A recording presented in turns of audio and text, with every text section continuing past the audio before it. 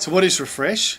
It's a gift that Geneva give to church planting couples. They go away for 2 days with other church planting couples, with peers, but also with some mature Christian leaders to open the Bible, to talk to each other about the difficulties in ministry, to get some really specific help on communication, on sex, on managing their money, and giving them some time and space out of the washing machine of the day-to-day ministry to talk together and to take stock.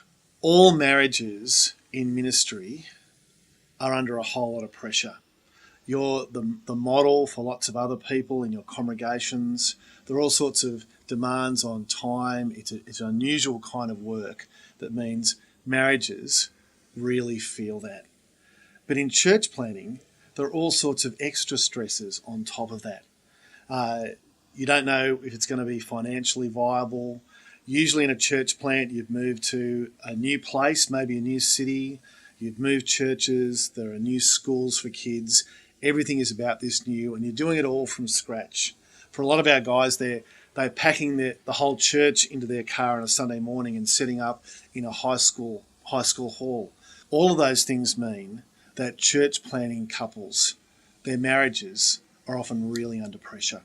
All marriages in ministry are really important models in the church in which they're part of, for good or for ill.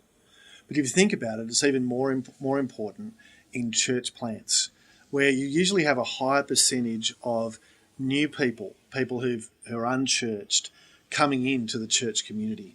And so they haven't seen any models of how Christian marriage ought to work, how men and women ought to treat one another. And so how the pastor and his wife in that church plant model forgiveness, patience, love, how they talk about those things, how they talk about how the gospel is being brought to bear on their marriage and their relationship, and how they live that out is a really powerful, important thing.